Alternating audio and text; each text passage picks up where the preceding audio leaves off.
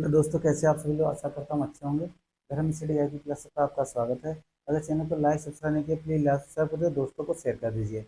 दोस्तों, हम लोग बात कर रहे थे घटना चक्र सीरीज जो चल रही थी, उसके महत्वपूर्ण प्रश्नों पर, जो आने वाली सभी परीक्षाओं के लिए महत्वपूर्ण है। चाहे आपका यूपीपी हो, यूपीएसआई हो, आर ओ हो, यूपीपीसीएस हो, ये करंट जिसमें महत्वपूर्ण योगदान निभाती है, उन सभी परीक्षाओं के लिए ये महत्वपूर्ण सीरीज हम चला रहे थे। तो पहले हम क्या करेंगे? आज कल को रिवीजन तो करा ही दिया था। आज के नए नए महत्वपूर्ण प्रश्न हैं, उन पर हम चर्चा करेंगे। ठीक, तो पहला हमारा प्रश्न है, मिस वर्ल्ड की बात करेंगे। मिस वर्ल्ड जो प्रतियोगिता होती है, कहाँ हुई, किसने जीती, उसके विजेता कौन रहे, और भारत की तरफ से किसने पार्टिसिपेट किया, ये हम बात करेंगे। ठीक, तो मिस वर्ल्ड 2023 का आयोजन कहाँ हुआ, ये महत्वपूर्ण तथ्य है। ठीक, तो कहाँ हुआ? जियो वर्ल्ड कन्वेंशन। जियो वर्ल्ड कन्वेंशन कहाँ है? जहाँ पर अनंत अंबानी की शादी हो रही है, बस यहाँ पर गई है। ठीक, तो जियो वर्ल्ड कन्वेंशन कहाँ है? ये मुंबई में है। कहाँ है? ये मुंबई में है। और ये 28 वर्षों बाद भारत ने इसके आयोजन का प्रावधान किया, मतलब आयोजन किया है। 28 वर्षों बाद क्या किया है? इसने आयोजन किया। किसने? भारत ने। पहले कब हुआ था? 1996 में हुआ था। अब 1996 के बाद ये 2023 की जो मिस वर्ल्ड आयोजन प्रतियोगिता है, यहाँ इसका आयोजन हुआ। क्लियर? अब बात करते हैं विजेता इसमें कौन है। महत्वपूर्ण नाम है विजेता, तो इसका याद रखना, क्रिस्टीना पिस्कोवा। ये चेक रिपब्लिक की है। कहाँ की है? चेक रिपब्लिक की है। कौन है?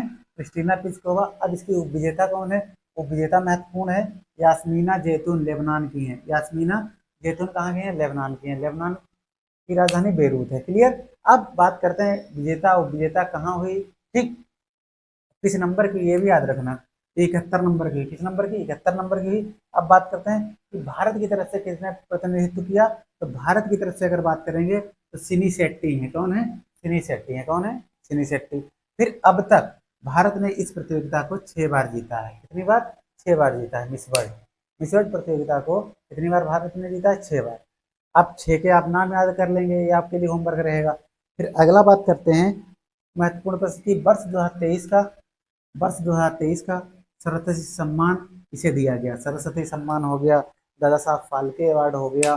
ठीक, तो 2023 का सरस्वती सम्मान मिला है प्रभा वर्मा को। ये मलयालम भाषा से संबंधित हैं। कौन है? प्रभा वर्मा जी हैं। इनकी रचना है, याद कर लो, रुद्र सात्विकम। कौन सी है? रुद्र सात्विकम है। 2023 का सरस्वती सम्मान प्रभा वर्मा को दिया गया, जो मलयालम भाषा से संबंधित है। क्लियर?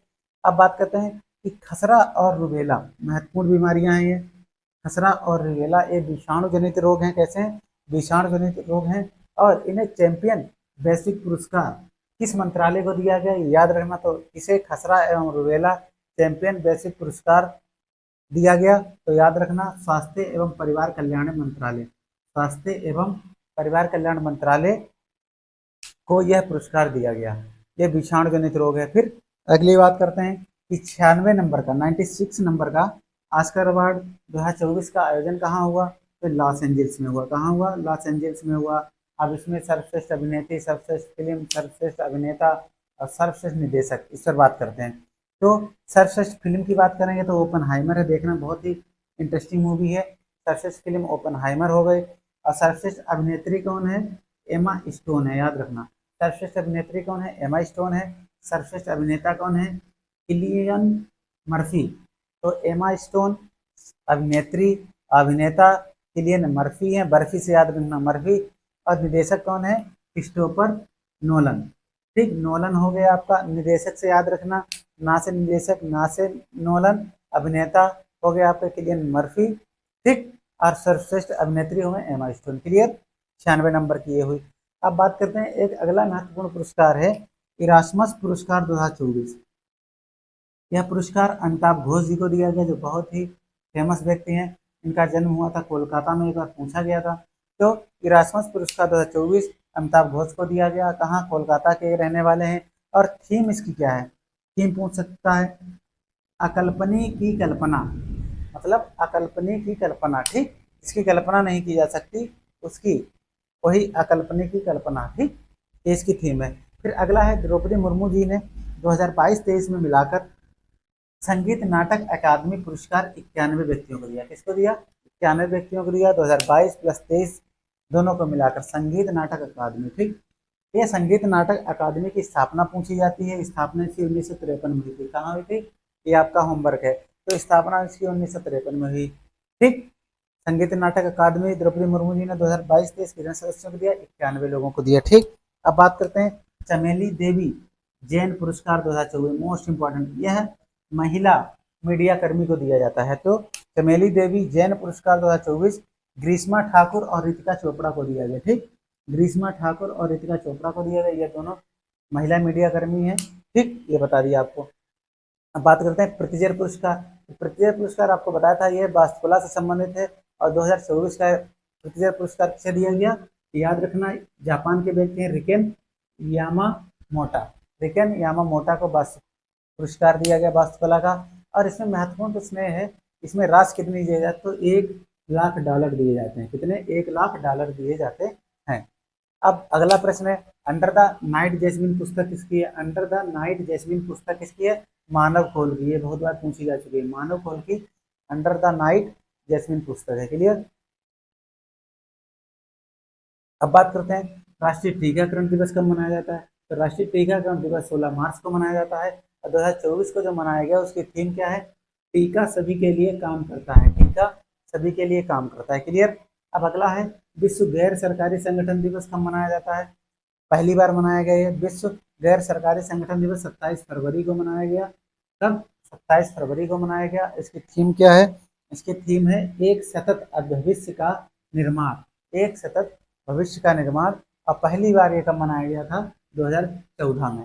2014 में पहली बार मनाया गया था। ठीक, अगला महत्वपूर्ण प्रश्न और पुरस्कार है PV Narasimha Rao memorial award किसे दिया गया? याद रखना, यह ऐसे व्यक्तियों को दिया जाता है जो बहुत ही समाज में परोपकारी काम करता है, दान देता है या गरीब असहाय लोगों की मदद करता है। ठीक, तो PV Narasimha Rao memorial award 2024 बहुत ही सज्जन व्यक्ति हैं, रतन टाटा को जी को दिया गया परोपकारी कार्यों के लिए। किसे?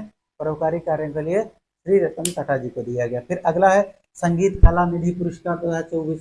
संगीत कला निधि पुरस्कार 2024 के अंदर टीएम कृष्णा को संगीत कला निधि पुरस्कार 2024 टीएम कृष्णा को मिला है।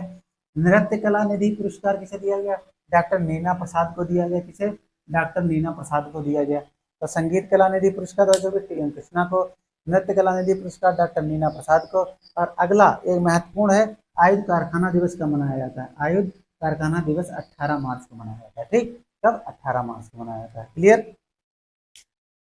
तो एक बार फिर से देखते हैं मिस वर्ल्ड 2023 का आयोजन जियो वर्ल्ड कन्वेंशन कहाँ? मुंबई में हुआ। 28 वर्षों बाद हुआ भारत में। 1996 में पहली बार हुआ था भारत में। फिर क्या है? विजेता क्रिस्टीना पिस्कोवा चेक रिपब्लिक की हैं।